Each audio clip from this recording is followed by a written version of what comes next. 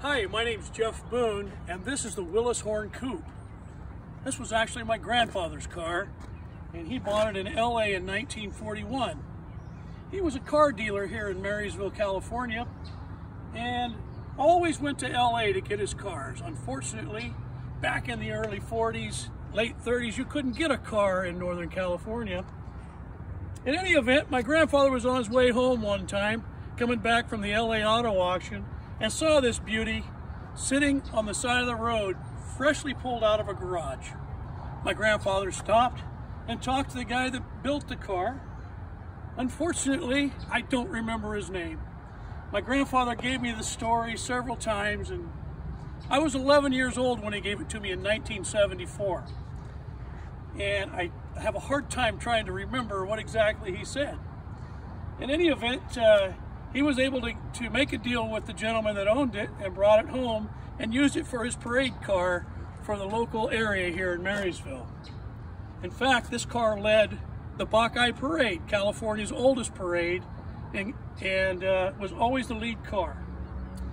All right, well, as you notice, let's look at some of the customizations on the car. As you noticed, a 1937 DeSoto ribbed bumper, one of a feature that cars later on really looked after. This is also a 1940 Nash grill, and this was called a bullnose hood ornament. Instead of having the big V8 and the Ford sign, this was like a little touch of custom.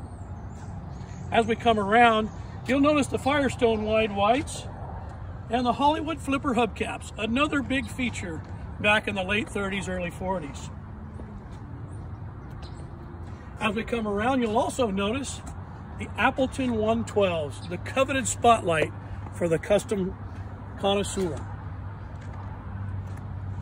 As we come on back, you'll notice the 1935 DeSoto door handles, which is a very, very unique piece.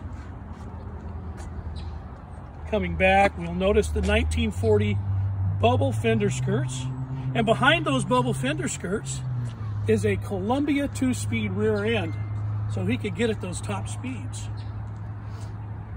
As we come on back around, we notice the 37 DeSoto bumper on the rear, the spare tire, and the 1939 Frenched taillights.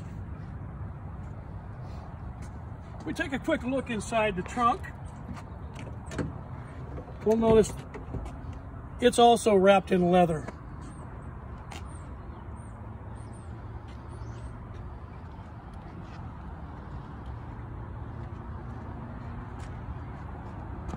Coming back around, let's take a look in the interior.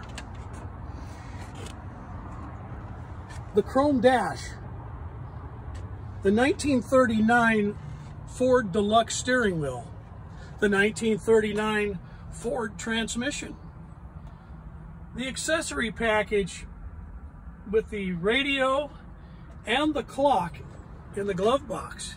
It also has the deluxe molding on the garnishes as well. The roll down back window, another feature as an accessory in purchasing the 1936 Ford. You also may notice this door, a slanted B-pillar, something totally unheard of back in 1941. This may be the very first B-pillar slanted rounded corner of a 36 Ford. As we step on up, let's take a look and see what powers this beauty.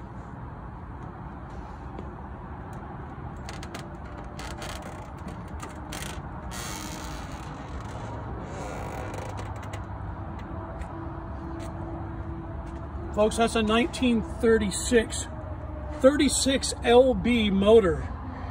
It's a 221 cubic inch flathead. Came out a half a year in 1936, the late 36 model. It's got the Stromberg 97 carburetors on top, the Eddie Meyer water heated manifold, one of the most coveted intake manifolds for your traditional custom and hot rod. And then of course, the 21 stud Eddie Meyer heads. Inside it's got an Enschederian camshaft, or excuse me, it's got a Schneider camshaft with the Potvin valve grind. And if you look in the very front, you'll notice it's a Harman & Collins magneto. There's nothing like a magneto when you get ready to fire a car. I'm here to tell you. Well, anyways, folks, that pretty much wraps it up. I want you to thank you for taking time out. I also want to mention this paint was a PPG Liberty Green, and the car was actually restored at Stanley Brothers Customs in Yuba City. Thank you for taking time out and enjoying this beautiful car.